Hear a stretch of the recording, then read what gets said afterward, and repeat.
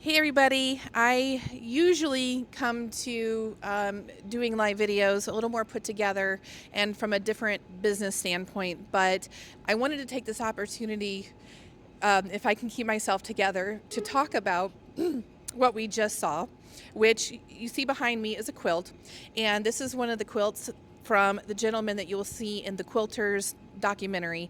And we just got to see a viewing. We did a Q&A with the film producer and the one that came up with this idea. We got to hear her own words, and then we saw the documentary. So this is the first time it's been shown here with a room full of quilters, and this is the first time for me that my worlds have intersected this way.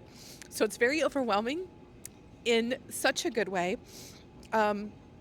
The video comes out on Netflix on May 16th, and I know everybody's talking about it in the quilting community. But even if you watch our channel and you're not a quilter, I do encourage you to watch. We're going to host a watch party. I'll send out details. But I really hope that you will give it, it's all of 36 minutes. It's not going to take much time, but it does help to show the human side of people that are incarcerated, how much healing comes from this. And for me personally, this was an interesting intersection again because I didn't discover quilting until after my own prison journey. And I think Paul could speak to this as how much quilting has healed everything for me. The only reason I stand here as Sewing Doc Academy is because of that time that I spent quilting and healing my own wounds. And one of the gentlemen in the film said, and this will stick with me forever, that until you can forgive yourself for what you have done, then you can't expect anyone else to forgive you either. And I spent 20 years torturing myself over a stupid mistake that I made. And it's been time.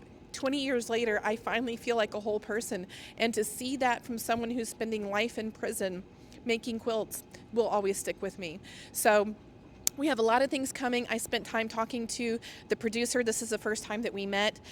Just to be clear, I don't have anything to do with the documentary. I think there's been some confusion on that. I'm just very heavily invested because it is the intersection of all my worlds.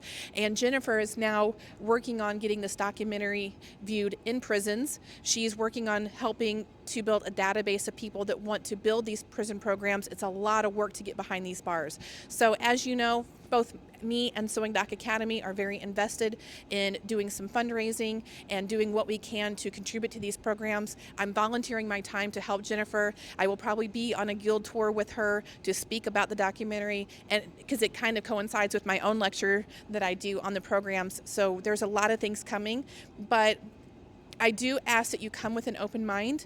We hear a lot of comments about how men always get the attention in the quilting world, and that this somehow harms our tearing down of the patriarchy. I am asking that you put that aside.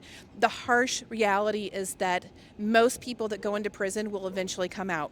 Would you rather not see someone that has healed their wounds and figured out the source of where their anger came from, or their mental illness, or whatever it is that they are dealing with that got them there, and healed those things and came out a different person? So to me, this documentary will help with that.